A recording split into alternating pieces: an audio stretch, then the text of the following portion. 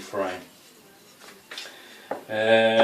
Put the sides in, always making sure that you've got the slot on the inside, big mistake doing that, and just align those up and just allow them to fit in.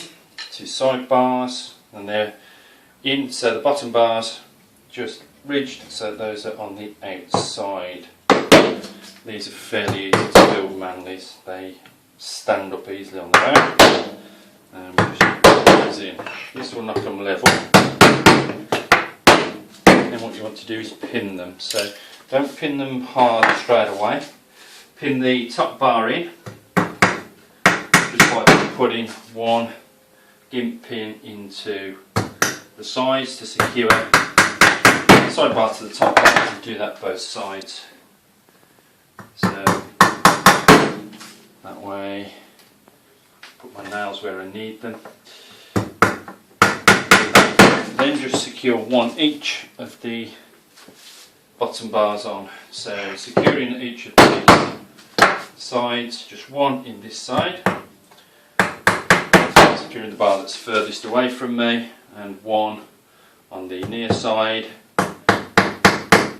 securing the bar that's close to me. Then I can knock out parts, and now that's ready now for adding the wax. So I just use an ordinary kitchen knife. Lots of people use Stanley knives, doesn't really matter.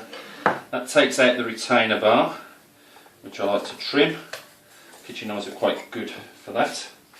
So I just trim out the retainer bar, pull those to the side, and then these particular ones, because they're going up to our bees that are on the heather, we're going to put Premier super thin sheets, because we're going to be hopefully taking cut comb, which is of course the traditional way of selling or producing heather honey. This we buy, it's relatively cheap, but of course, as you can see, it has no wire in it whatsoever. It's on worker base. We just take hold of the frame that we've just assembled, slot the new wax in, bring the front retaining bar over and over, that secures that in. Get the one that we trimmed up earlier and pop that in to the bottom frame. So now what we have is a frame there fully held in. Now it would have been great if I'd actually got my pusher in, but it doesn't really matter.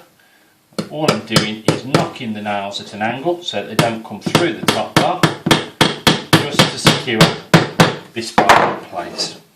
And you can use 2 or 3. I mean, generally you would use 3 because wired foundation normally has 3 loops in, but as we're not using wired, it doesn't really matter.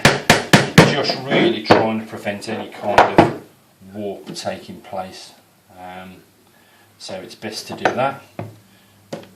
And I've got the most awkward one,